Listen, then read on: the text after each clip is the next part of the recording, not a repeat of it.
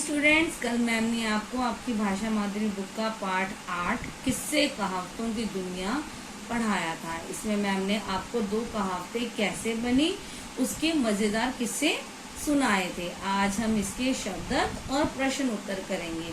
तो सबसे पहला शब्द है उत्सुकता। उत्सुकता का अर्थ होता है जानने की इच्छा। जैसे उस चोर को हुई थी, वो यह जानना चाहता था कि यह महल कैसा दिखता है। और दूसरा शब्द है आलीशान। आलीशान का मतलब होता है बहुत बड़ा और भव्य। तीसरा शब्द है हाजिर और इसका अर्थ है उपस्थित। अगला शब्द है कोतवाल और इसका अर्थ है नगरपाल, जो नगर की रक्षा करता है। अगला शब्द है उल्टा चोर कोतवाल को डांटे। अब इसका अर्थ क्या है? स्वयं गलती करने वाला दूसरे को दोषी ठहराता है। अगला शब्द है बड़ाई और इसका अर्थ है प्रशंसा।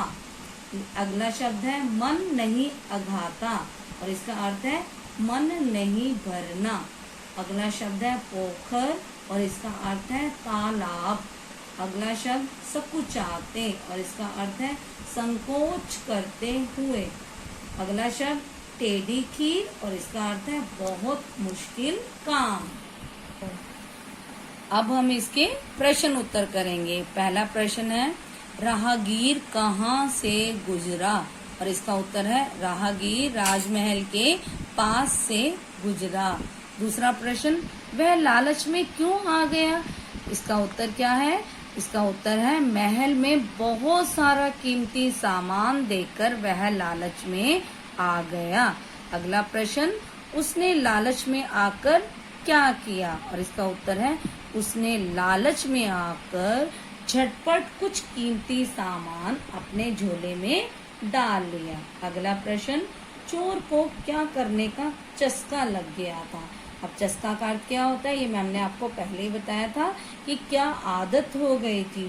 तो इसका उत्तर है चोर को चोरी करने का चस्का लग गया था। अगला प्रश्न चोर कैसे पकड़ा गया।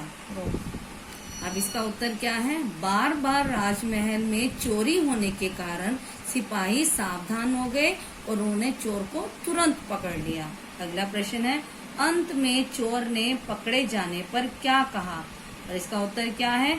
अंत में चोर ने पकड़े जाने पर कहा कि मैंने तो चोरी करने का नाटक किया था।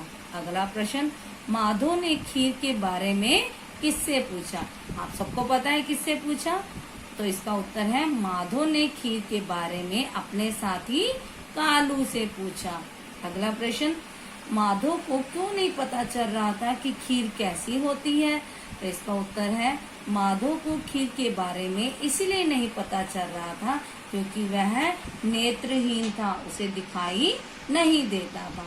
अगला प्रश्न माधो के साथी ने खीर की तुलना किस किस से करके उसे बताया। अब इसका उत्तर है माधो के साथी ने खीर की तुलना रंग से, बगुले से और हाथ की कोहनी से करके उसे बताया। तो अब आप सब इस शब्द और प्रश्न उत्तर को अपने अपने हिंदी की नोटबुक में लिखना और उसे याद करना। धन्यवाद।